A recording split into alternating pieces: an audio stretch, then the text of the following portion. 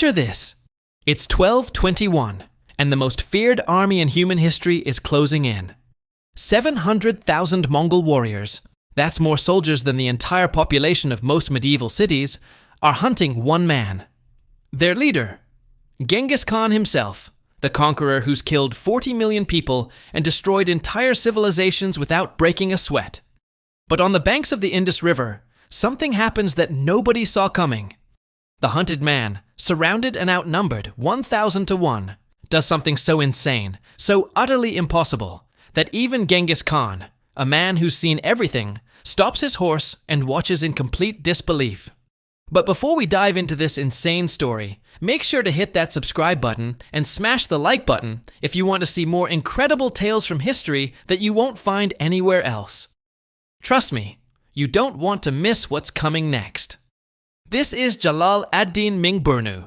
He's the last Shah of the Khwarazmian Empire, and whilst in his 20s, he's about to pull off one of the most death-defying escapes in military history. We're talking about a man who started as a prince in one of the wealthiest empires on earth, living in palaces with golden domes and commanding armies of hundreds of thousands. And boy did he enjoy that power, until the day his father made the single worst diplomatic decision in human history and brought the wrath of the Mongol Empire down on their heads. But how does a pampered prince, raised in luxury and comfort, end up becoming the only man to make Genghis Khan himself pause in admiration? How does someone go from inheriting the most powerful empire in Central Asia to being hunted like an animal across continents? The truth behind this story is even crazier than you might think. Because Jalal ad-Din didn't just escape Genghis Khan once, he did it multiple times, each more impossible than the last. He's one of the most underrated military geniuses in history, a man who took on the Mongol war machine with nothing but raw courage and tactical brilliance. Little did anyone know that this young prince would become the stuff of legends, performing feats so incredible that even his enemies would speak of him with respect for centuries to come. Welcome to the insane true story of Jalal ad-Din Mingburnu.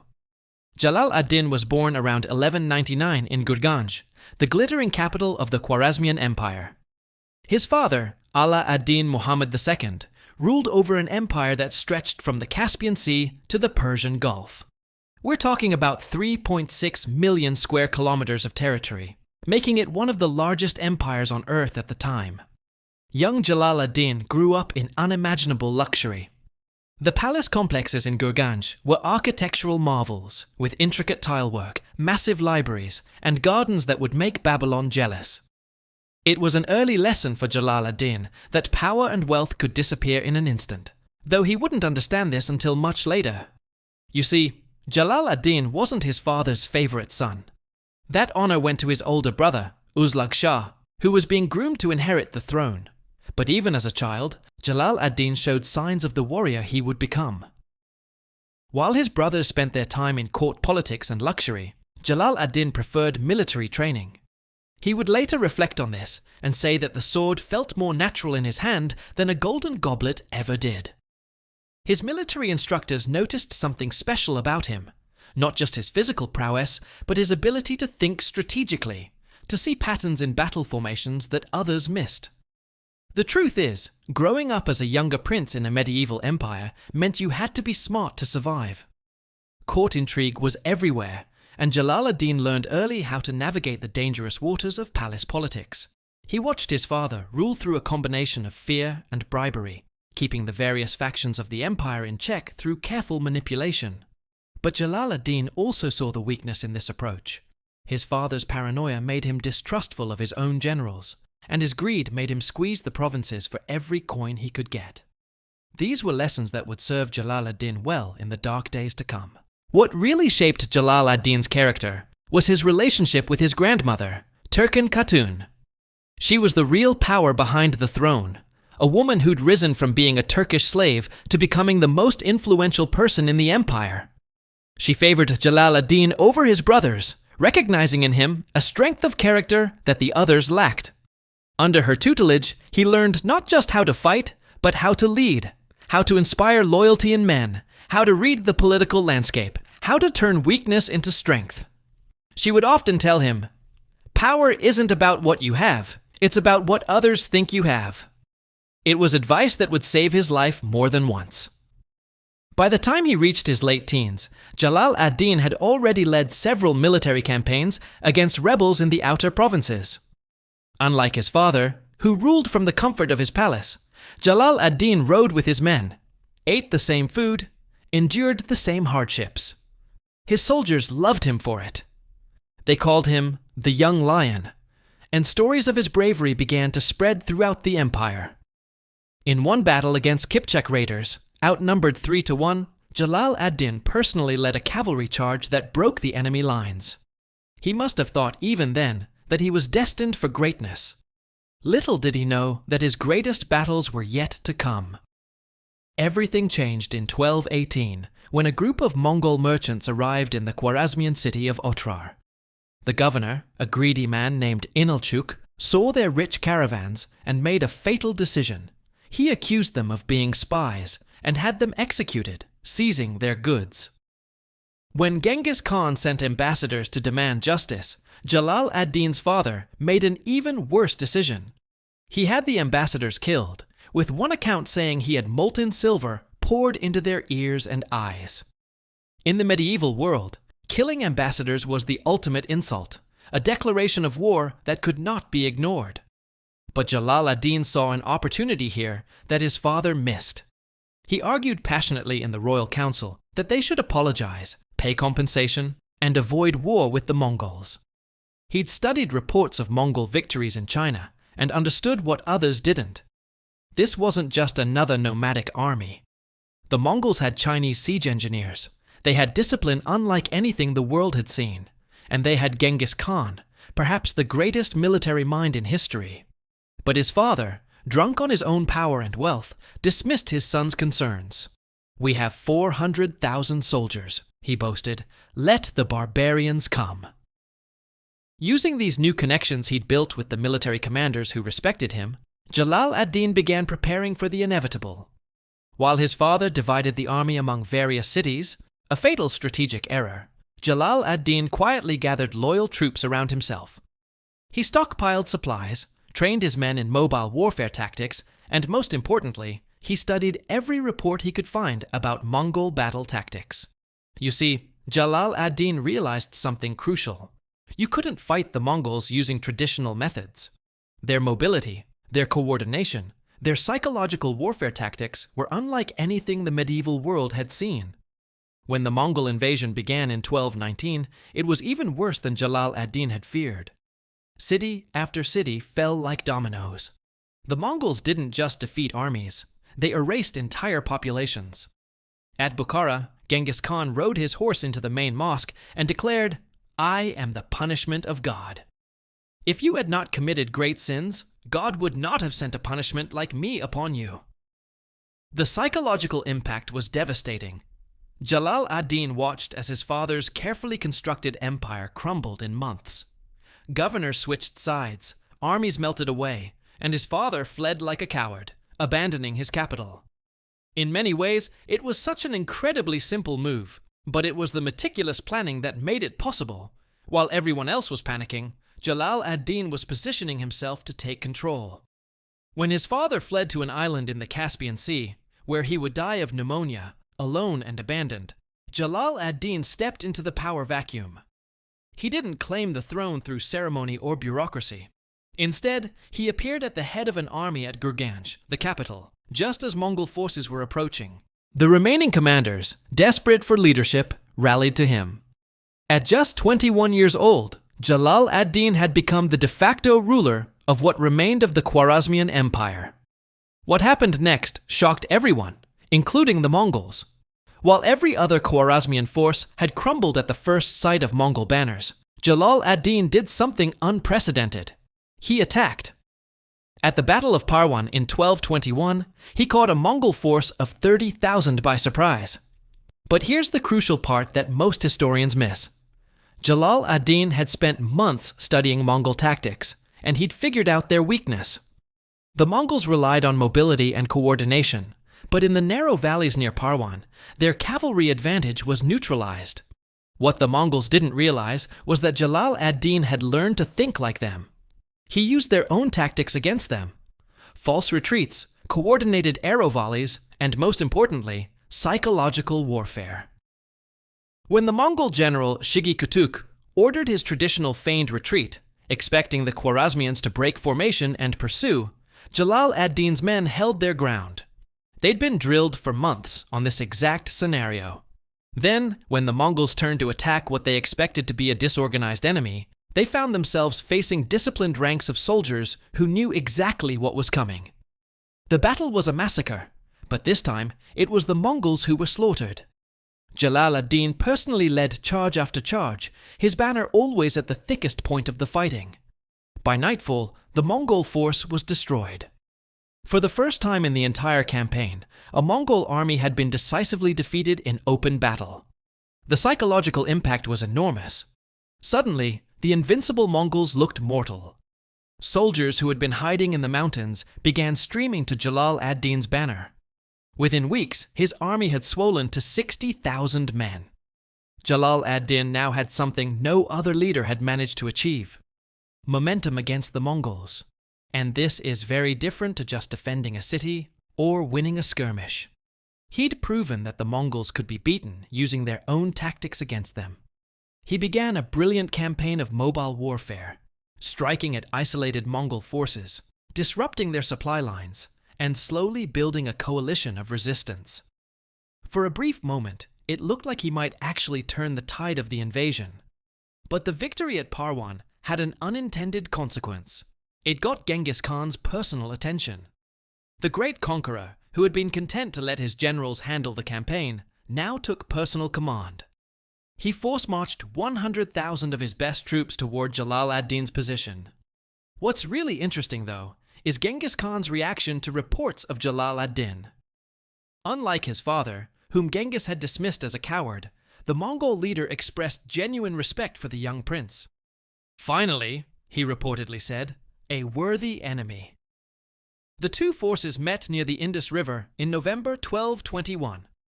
Jalal ad-Din had chosen his position carefully, his back to the river, preventing retreat but also preventing the Mongols from surrounding him. For hours, the battle raged with incredible intensity. Jalal ad-Din's personal guard, 700 of his finest warriors, held the center against wave after wave of Mongol attacks. The young Shah was everywhere, rallying his men, plugging gaps in the line, leading countercharges.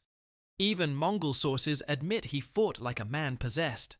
The problem was, Jalal ad-Din had made a critical error in the days before the battle. His army was a coalition of different groups: Turkic soldiers, Afghan warriors, Persian nobles, and tensions had been building. A dispute over plunder from a previous battle had turned violent, and one of his key commanders had deserted with 30,000 men just days before Genghis Khan arrived.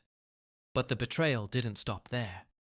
During the battle itself, as Jalal ad-Din's forces began to buckle under the Mongol onslaught, another commander switched sides, attacking Jalal ad-Din's flank at the crucial moment.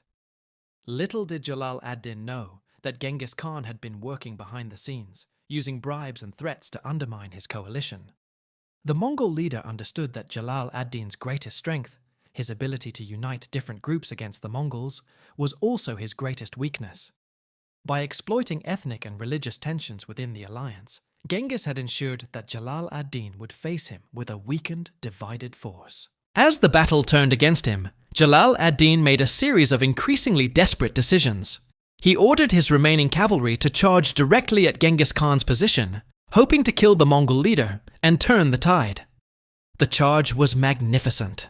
5,000 horsemen thundering across the battlefield, Jalal ad-Din at their head, his banner streaming behind him.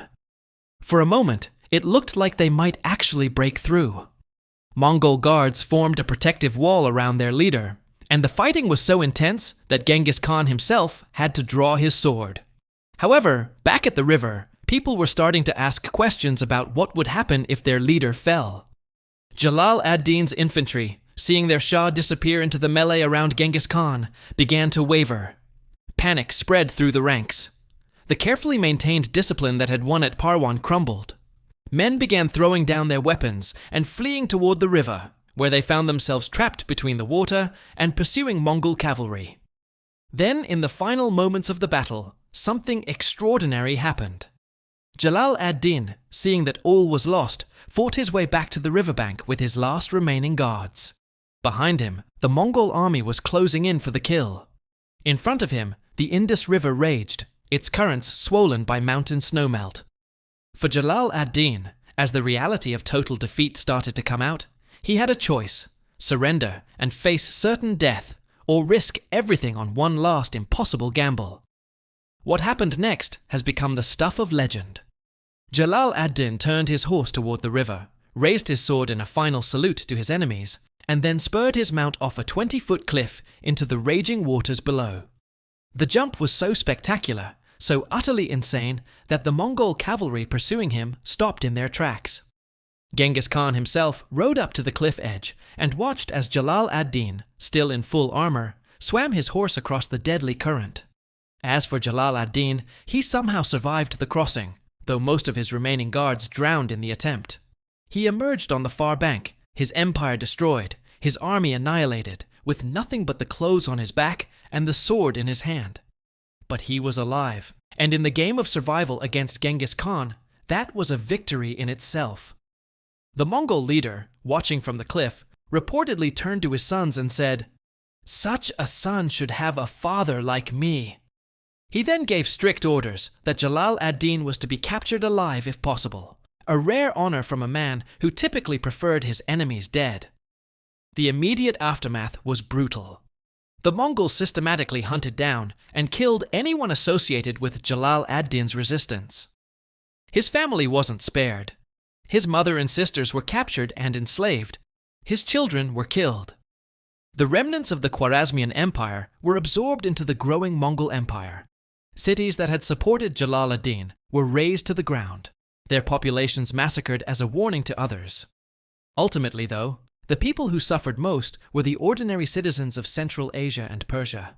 The Mongol invasion, triggered by his father's greed and pride, resulted in the deaths of millions. Entire regions were depopulated, ancient irrigation systems were destroyed, and civilizations that had flourished for centuries were wiped from the map. What is clear is this invasion was an example of how a single act of greed and stupidity can unleash forces beyond anyone's control. But Jalal ad-Din's story didn't end at the Indus River. For the next 10 years, he wandered as a fugitive and adventurer, always one step ahead of Mongol assassins. He carved out a small kingdom in Azerbaijan, fought battles in Georgia and Armenia, and even allied with the Crusader states against common enemies. Reports suggest that towards the end, Jalal ad-Din had gone from a pampered prince to a hardened survivor, a man who trusted no one and slept with his sword in his hand. He was finally cornered and killed in 1231, not by the Mongols, but by Kurdish villagers who didn't even know. The man who had made Genghis Khan himself pause in admiration died in an obscure mountain ambush, fighting bandits over a few coins. It was an ironic end for someone who had once commanded the wealth of empires. But Jalal ad-Din's true legacy goes far beyond his dramatic death. He remains the only commander to defeat a Mongol army led by Genghis Khan's generals in open battle. His tactics at Parwan were studied by military commanders for centuries afterward. More importantly, he showed that the Mongols weren't invincible. They could be beaten by someone who understood their methods and had the courage to face them.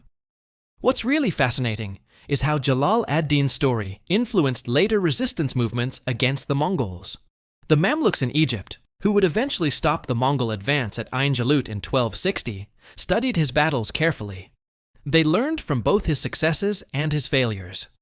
In many ways, Jalal ad-Din wrote the playbook for fighting the Mongols. Use their mobility against them, exploit their overconfidence, and never let them dictate the terms of battle. The psychological impact of his resistance was equally important. Before Jalal ad-Din, people believed resistance was futile. The Mongols seemed like a force of nature, unstoppable and inevitable.